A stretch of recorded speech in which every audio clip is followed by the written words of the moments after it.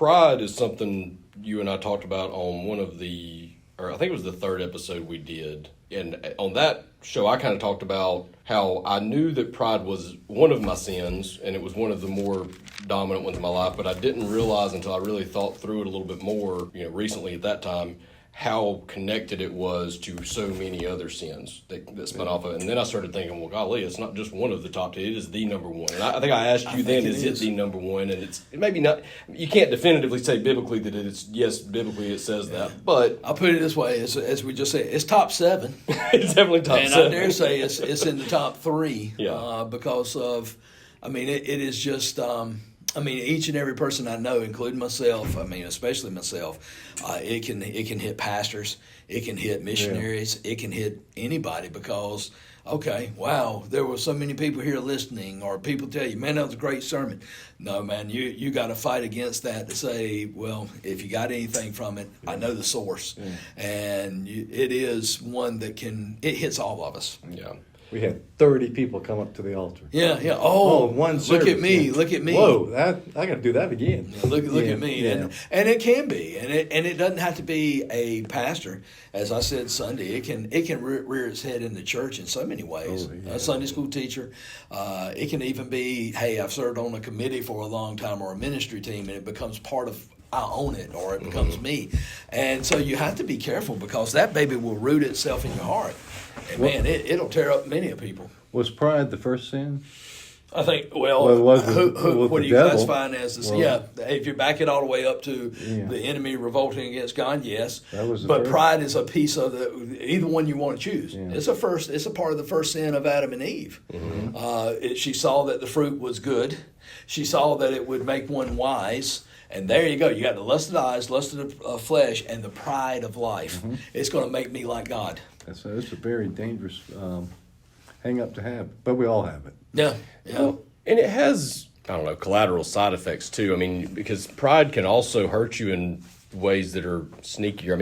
And I've heard you preach on this before, and I was telling Mama, I think Sunday afternoon, I said, I love to hear Ben preach on pride. You can find so many, every time I hear you preach on it, you start finding 3rd and 4th degrees of pride and the way that manifests itself that you don't think about. But you talked about how anger and fighting with people is a form of pride. Right. Because you feel like your views are better. Yeah. And who's to say they are necessarily? If you're going from a biblical backing in your opinions, well, that's not your opinion anymore. That's biblically backed. Right. But if it's just my opinion of something versus yours, and we're disagreeing about that, who says I'm right versus you? That's right. Well, I do.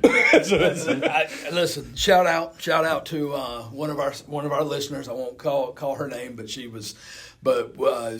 we were praying before the service started, and she talked about, man, I sometimes I lose it in traffic around Fuquay, and I said, it's a test for us. And you know what? If you really stop and think about it, you can almost draw that back to a form of pride. My time is more important than yours. Get out of the way, old man. Yep. Put your blinker on, man. I can't believe these jokers don't know how to do that. I'm a perfect driver.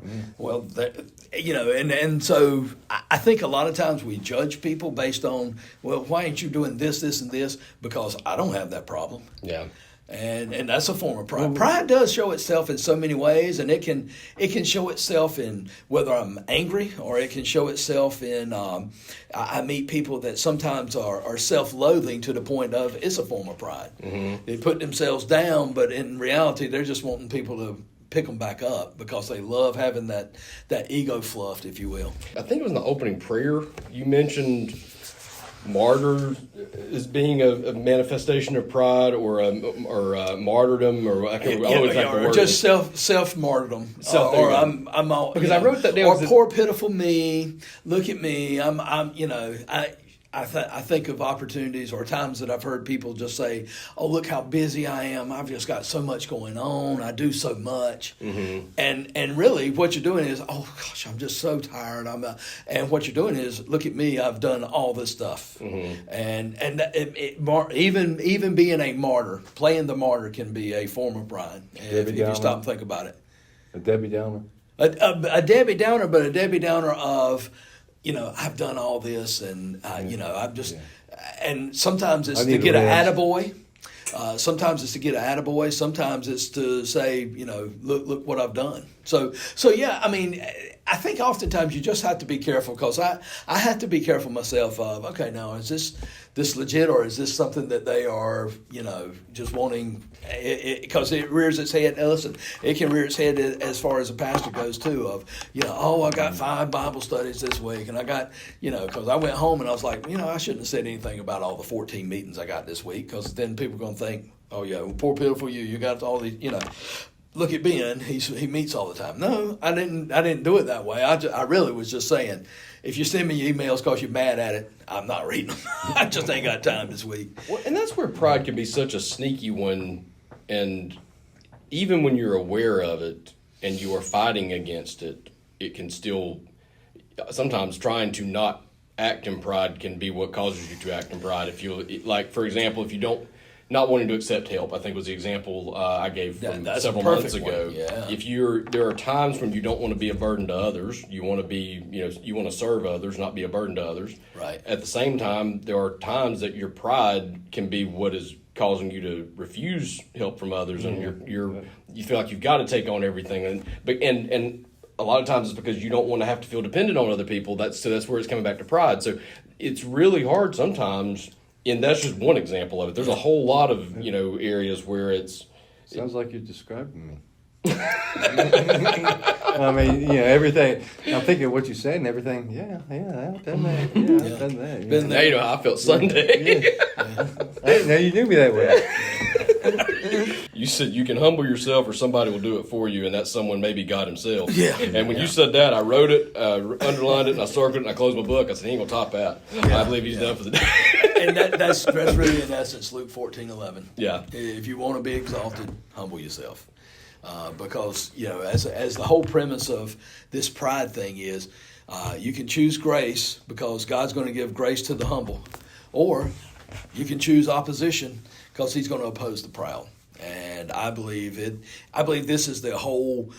I don't know that I'd say I'd unlock the code, because I haven't. It's in there, but the code is, man, walk humbly with the Lord. I mean, that's Micah 6:8. And Peter, humble yourself under the mighty hand of God, that he may exalt you in due time. That's exactly right.